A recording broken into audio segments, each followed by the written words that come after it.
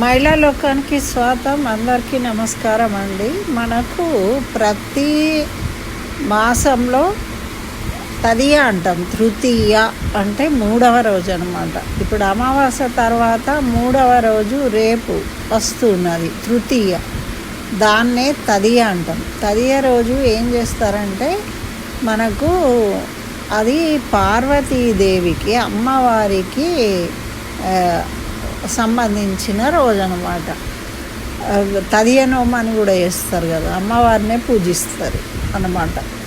అందుకని ఈ ప్రతి మాసంలో వచ్చే శుక్లపక్షంలో వచ్చే తృతీయ అంటే తదియను రంభా తృతీయ అంటారు. అయితే ఈ తృతీయ తిథి రోజు మనము ముందు గణపతిని పూజించి తర్వాత గౌరీదేవిని పూజించాలన్నమాట. అంటే మనము పార్వతీదేవి రూపంగా మన లక్ష్మీ అమ్మవారికి కూడా కలశం పెట్టి పూజ చేసుకుంటాం కదా. ఆ విధంగా కలశం పెట్టి పూజ చేసుకోవాలి అంటే మనము ఇట్లా ఇన్ని నెలలు 11 నెలలు అట్లా చేద్దాము అనుకున్నప్పుడు కలశం పెట్టుకోవాలి. ప్రతీ నెల శుక్లపక్షంలో వచ్చే తృతీయ రోజు చేసుకోవాలన్నమాట. లేదండి ఇప్పుడు మనకు ఈ నెలలో ఇప్పుడు రేపు చేయాలని కోరిక సంకల్పం ఉంటే చేసుకోవడానికి అమ్మవారి ఫోటో కానీ విగ్రహం కానీ ఏదైనా సరే ఉంటే, లేదు అని అంటే మనము గౌరమ్మని చేసుకొని కూడా చేసుకోవచ్చు. ఎందుకంటే అమ్మవారి స్వరూపమే గౌరమ్మ అంటే కూడా, కాబట్టి గౌరీదేవిని కూడా పూజించవచ్చు. అయితే ఈ అమ్మవారిని పూజించడం వల్ల మరి ఏంటి, ఎందుకు పూజిస్తారు అంటే అఖండమైన సౌభాగ్యము, కుటుంబ శ్రేయస్సు, దాంపత్య సుఖము. అంటే ఇద్దరు దంపతులు అన్యోన్యమైన జీవితాన్ని గడుపుతారు. ఆయురారోగ్యాలతోని ఐశ్వర్య వృద్ధి కలిగి ఆ కుటుంబము ఆనందంగా ఉండడం కోసము స్త్రీలు చేసే వ్రతం అన్నమాట ఇది. కాబట్టి ఇది చాలా ముఖ్యమైనది. అంటే మనం గుర్తుపెట్టుకొని మీరు ఎప్పుడైనా అమావాస్య తర్వాత వచ్చే 3వ రోజు పాడ్యమి విధియ తదియ, ఆ 3వ రోజు నాడు దీన్ని చేసుకోవాలి. అయితే మరి దీనికి వ్రత విధానం ఉన్నది, తర్వాత కథ కూడా ఉన్నది దీనికి సంబంధించింది. నేను మీకు షేర్ చేస్తున్నాను. రేపు మీరు ఒకవేళ చేయదలుచుకుంటే మరి కలశం పెట్టకున్నా కూడా అమ్మవారిని పూజించుకొని పసుపు కుంకుమలు గంధము దీపము నూనె నెయ్యి వేసి మనం ఇవన్నీ మామూలుగా పూజ చేసే విధానమే ఉంటుంది కదండి. మరి అగరబత్తి ముట్టియడము, ధూప దీప నైవేద్యాలు. అయితే దీన్ని ఏమంటారంటే రంభ తృతీయ అంటారు. కాబట్టి అరటి పళ్ళు నివేదించాలి, తర్వాత కొబ్బరికాయ కొట్టాలి, మరి తమలపాకులు ఒక్కలు అమ్మవారికి తాంబూలం ఇవ్వాలన్నమాట. ఆ తాంబూలం అమ్మవారికి సమర్పించుకోవాలి. నార్మల్గా పూజ చేస్తాం కదా అమ్మవారికి, చేసిన తర్వాత అమ్మవారికి తాంబూలాన్ని కూడా సమర్పించుకోవాలి. సమర్పించుకొని ఆ తాంబూలము ఎవరికి ఇవ్వకూడదు. మన ఇంట్లో ఎవరన్నా మీ తోటి కోడలు ఆడపడుచు అట్లా, లేదు మీ అత్తగారు ముత్తైదు అయి ఉంటే వాళ్లకు వేరే సపరేట్ తాంబూలం ఇచ్చుకోవాలి. మీరు అమ్మవారి దగ్గర పెట్టింది మీరే తీసుకోవాలన్నమాట. అయితే ఈ విధంగా పూజ చేసుకోవాలి. చేసుకున్న తర్వాత దీనికి సంబంధించిన కథను వినాలి భక్తి శ్రద్ధలతో. ఈ పూజ అయిపోయినాక నైవేద్యం అన్నీ చక్కగా ఏమైనా స్వీట్లు కూడా చేయవచ్చు, లేదు పాయసం చేయవచ్చు. ఈ పండ్లు తప్పకుండా అరటి పండ్లను మాత్రం నివేదించుకోవాలి. ఇది అయిపోయిన తర్వాత మనము ఈ కథను, ఈ అమ్మవారికి దీనికి సంబంధించిన కథను చదువుకోవాలి, లేదంటే వినాలన్నమాట. అయితే ఇప్పుడు మనము పూజా విధానం తెలుసుకున్నాం కాబట్టి ఈ వ్రత కథను కూడా చెప్తాను, శ్రద్ధగా వినండి. పూర్వకాలంలో ఒక నగరంలో ధర్మనిష్ఠులైన దంపతులు ఉండేవాళ్ళు అన్నమాట. అయితే వాళ్ళకు ఐశ్వర్యం ఉన్నది, కానీ కుటుంబంలో అశాంతి, మరి సౌభాగ్యం నిలకడగా ఉండకపోవడం. ఎప్పటికీ ఏదో ఒకటి, ఈరోజు బాగున్నామా అంటే తెల్లారే సాయంత్రం వరకు ఏదో ఇబ్బంది కలగడము, బాధపడుతూ ఉండేవాళ్ళు అనమాట. లేకుంటే అనారోగ్య సమస్యలు ఇట్లా వస్తూ ఉంటే పాపం ఆ ఇల్లాలు చాలా బాధపడేవి. మనము ఆడవాళ్ళు ఎక్కువ వ్రతాలు పూజలు చేస్తుంటారు. ఎందుకు చేస్తారండి? కుటుంబంలో పిల్లలు, కుటుంబం సభ్యులందరూ ఆయురారోగ్య ఐశ్వర్యాలతోనే ఆనందంగా ఉండాలి అని కోరుకుంటారు కాబట్టి ఆ గృహిణి చేస్తుంది. అయితే ఆమె బాధపడుతూ ఉండేది, ఎందుకు ఈ విధంగా జరుగుతుంది అని. అంత ధర్మనిష్టగా ఉన్నాం కదా మనము అని. అయితే అప్పుడు కొంతమంది మహర్షులు వచ్చారట ఆ ఊరికి.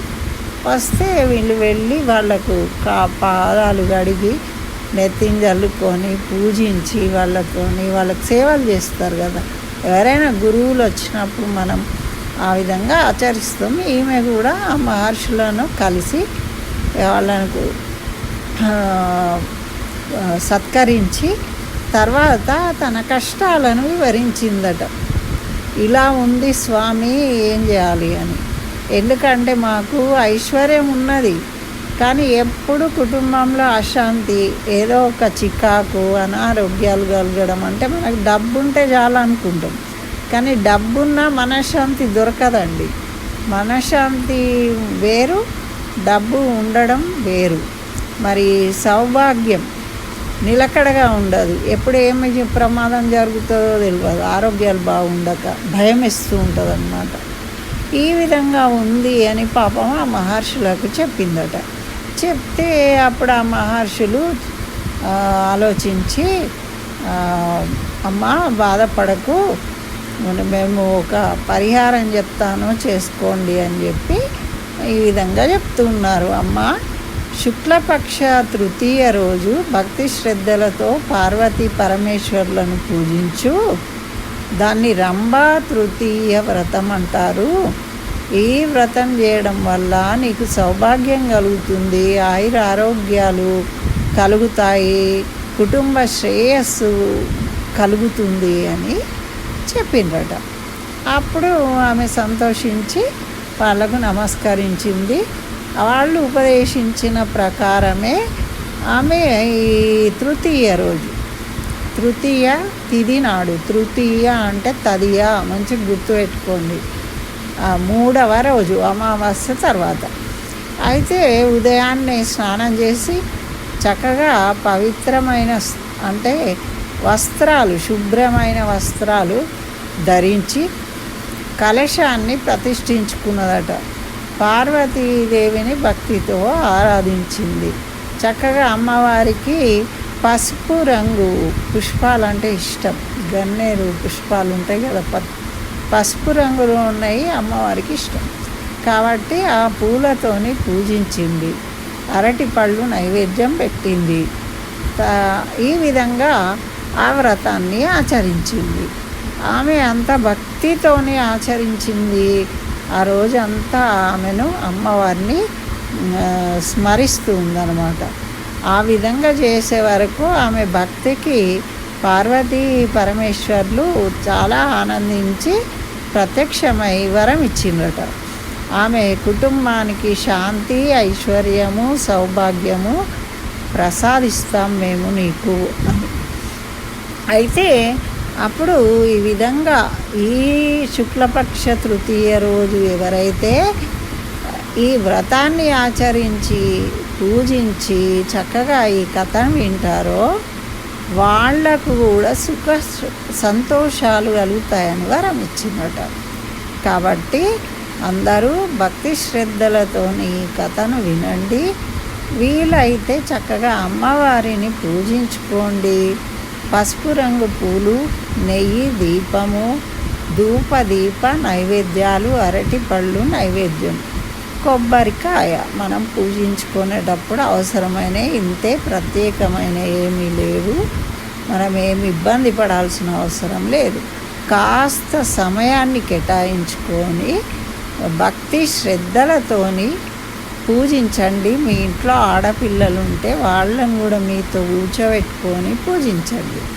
మీ చేసే ముందు మీ భర్తకు నమస్కరించి మీరు పూజ చేసుకోండి. ఆ విధంగా చేయడం వల్ల మనకు శ్రేయస్సు కలుగుతుందట. అంటే ఆటంకం కలగకుండా పూజ చేసుకోగలుగుతాం అన్నమాట. ఇంట్లో పెద్దవాళ్ళు ఉంటే కూడా ఏదైనా మనం శుభకార్యాలు ఏవి చేసినా కూడా ముందు పెద్దవాళ్లకు నమస్కరించి మనం ప్రారంభించుకోవాలి. కాబట్టి అత్తమామలు ఉంటే అత్తమామలకు, భర్తకు మనము ఈ విధంగా నమస్కరించి పూజ చేసుకొని, మీ ఇంట్లో ఆడపిల్లలు ఉంటే మీ పక్క కూర్చోబెట్టుకొని వాళ్ళతో కూడా పూజ చేపియండి. ఎందుకంటే వాళ్ళు కూడా భవిష్యత్తులో చక్కని జీవితాన్ని పొందుతారు, అలవాటు చేసుకుంటారు. వ్రతాలు ఎలా చేయాలనేవి, మన సంస్కృతి సాంప్రదాయాలు అనేవి వాళ్ళకు కూడా తెలుస్తాయి అన్నమాట. చక్కగా అమ్మవారికి నచ్చే విధంగా కుంకుమను ధరించండి, తలలో పూలు పెట్టుకోండి, కాళ్ళకు పసుపు రాసుకోండి.